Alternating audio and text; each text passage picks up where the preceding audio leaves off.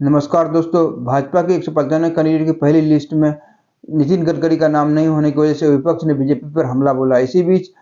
नितिन गडकरी ने प्रधानमंत्री नरेंद्र मोदी से नागपुर में मुलाकात की। जब प्रधानमंत्री नरेंद्र मोदी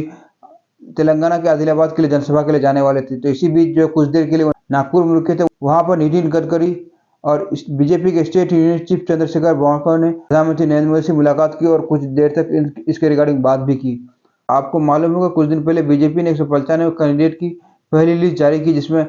राजनाथ सिंह, अमित शाह जैसे नेता शामिल थे। वहीं नितिन गडकरी का इसमें नाम नहीं था, जिसके बाद शिवसेना उद्धव बालासाहेब ठाकरे के चीफ उद्धव ठाकरे ने बीजेपी पर हमला बोला और कहा कि जो है यह आश्चर्यचकित लग रहा है कि नितिन गडकरी का नाम लिस्ट में नहीं है, जबकि आय से अधिक संपत्ति केस का मामला झेल रहे कृपा शंकर का नाम इस लिस्ट में शामिल है। वहीं प्रधानमंत्री नरेंद्र मोदी और नितिन गडकरी के बीच नागपुर एयरपोर्ट पर क्या बात हुई, इसके रिगार्डिंग फिलहाल बीजेपी की तरफ से कोई ऑफिशियल इन्फॉर्मेशन नहीं आया है, लेकिन वहीं पार्टी कार्यकर्ताओं की तरफ से बात आया, डिस्कशन चल रहा है कि नितिन गडकरी का नाम पहली लिस्ट में नहीं होने की वजह से प्रधानमंत्री नरेंद्र मोदी से इसके रिगार्डिंग बात कर रहे थे और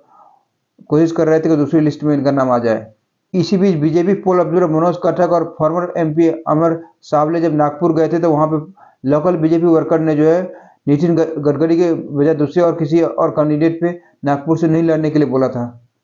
उन्होंने कहा था कि जो है बिना इसके जो है गडकरी के हम लोग सोच भी नहीं सकते यहाँ से जीतने के लिए, और वहाँ से यूनिवर्सली एक सपोर्ट गया था कि नहीं, गडकरी को यहाँ से थर्ड टर्म मिलना चाहिए। आपको मालूम है कि नितिन गडकरी एकमात्र चेहरा बीजेपी के जो हमेशा अपनी आवाज़ से सरकार को कभी न कभी कुछ समस्या में डाल देते हैं। वो प्रधानमंत्री नरेंद्र मोदी के मुखर माने जाते हैं, जिनकी वजह से प्रधानमंत्री नरेंद्र मोदी उनसे थोड़े नाराज रहते हैं। BJP state president Chandrashekhar Bawankule ने